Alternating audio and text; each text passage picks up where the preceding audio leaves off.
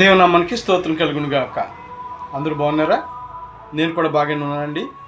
యూట్యూబ్లోను స్టేటస్లోను వీక్షిస్తున్న వారికి నా హృదయపూర్వక వందనాలు తెలియజేస్తున్నాను.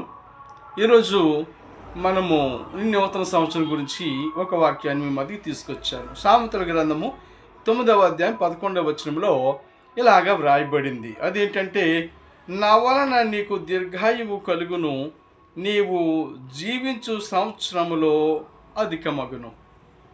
చూసారా ప్రియులరా? దేవుని వలన ఏం కలుగుతాయి? దీర్ఘాయువు కలుగుతుంది. మనుషుల వలన కలుగుతుందండి. ఈ 2026 మనం చూసాము అని అంటే, దేవుడు ఏం చేశాడు అంట? మన దీర్ఘాయువును పొడిగించాడు. ఇక్కడ చూస్తున్నాం కదా, దేవుని వలన అనే పదాన్ని మనం చూస్తుంటున్నాం. చూసారా? మనకి ఏది కావాలన్నా, ఆయుష్ కావాలన్నా, దీర్ఘాయువు కావాలన్నా, సంవత్సరం నుంచి ఇంకొక సంవత్సరం మనము ప్రవేశించాలన్నా, మన జీవితంలో దేవుని ప్రమేయం లేకుండా ఏది జరగదు. చూడండి, మన సొంత శక్తితో, సొంత ఆలోచనతో, సొంత బలంతో, మన డబ్బుతో, మన పలుకుబడితో ఏదైనా సంపాదించవచ్చు. కానీ దీర్ఘాయువును సంపాదించాలి అని అంటే అది దేవుని వల్లే జరుగుతుంది. దేవుని కృప అవసరమైంది ఎవరికైనా సరే.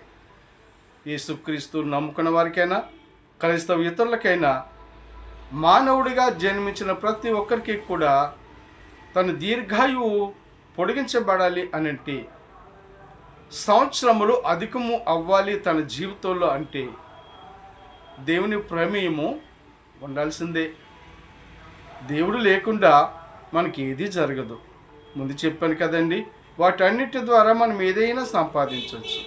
కానీ దీర్ఘాయువును సంపాదించుకోగలమా?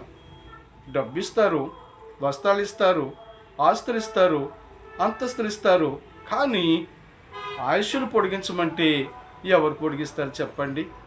అందుకే హిజ్కియా అనేటువంటి ఒక రాజుకు మరణకరమైన రోగం వచ్చిందని మరి భక్తుడైనటువంటి ప్రవక్త అయినటువంటి యోషయా గారు చెప్పినప్పుడు, ఆయన గోడ తట్టుకు తిరిగి, నీ చిత్తంలో, నీ కృపలో నేను ఎలా జీవించానో నిందారహితుడిగా జ్ఞాపం చేసుకో అన్నాడు. ఎక్కడికి? గోడ తట్టుకు తిరిగి. వెంటనే అదే యోషయా భక్తుడితో, ప్రవక్తతో దేవుడు మాట్లాడి 15 సంవత్సరాల ఆయుష్ నేను పొడిగించానని చెప్పమన్నాడు.